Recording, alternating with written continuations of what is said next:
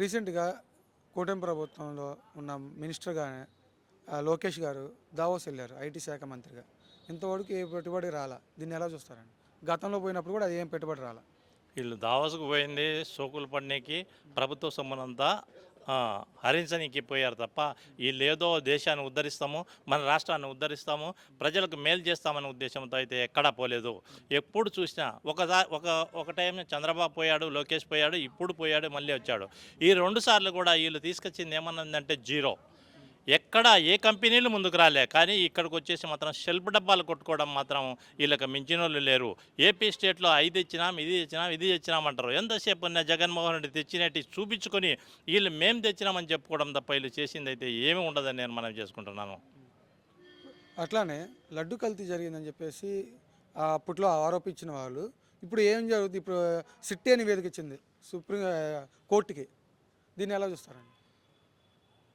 మోసగానికి ఎటుపోయినా ఆయన మోసం కప్పు పెట్టుకునేదానికి ఏదో ఒక కథ చెప్తాడు. అట చెప్పడంలో వీళ్ళు చంద్రబాబు అయితేం, లోకేష్ అయితేనేం, నెక్స్ట్ పవన్ కళ్యాణ్ అయితేమే వీళ్ళకి వీళ్ళే సాటి. ఎందుకంటే ఎటు పోయినా అబద్ధాలు చెప్పడం తప్ప నీతి నిజాయితీ అనేది ఏ కోశంలో లేదు, వీళ్ళ పార్టీలో లేదు, వీళ్ళ కూటమిలో లేదు. ఎక్కడ చూసినా ప్రజలను మోసం చేయడం తప్ప ఇక్కడ ఏమి జరిగింది ఏమీ లేదని మాత్రం మనం చేసుకుంటున్నాం. తర్వాత 20 లక్షల ఉద్యోగాలు ఇస్తా అని చెప్పేసి చంద్రబాబు నాయుడు గారు అన్నారు.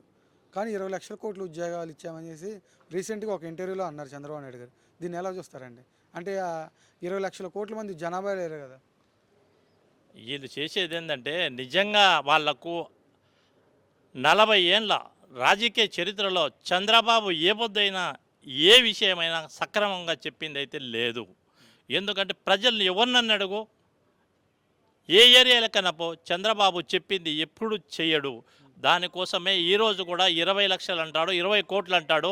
మొత్తం దేశ జనాభా 100 కోట్లకు నేనే జాబులు ఇచ్చినా అని చెప్తాడు. ఈయన ఈయన ప్రజలు ఈయన చెప్పినటువంటి మాటలను ఎవరు నమ్మరు. ఎంతసేపు వీళ్ళను, ఈ కూటమిని, ఈ ఈవీఎంలో మేనేజ్ చేసి గెలిచినటువంటి సీఎంను ఎవడు నమ్మరని నేను మాత్రం మనం చేసుకుంటున్నాను.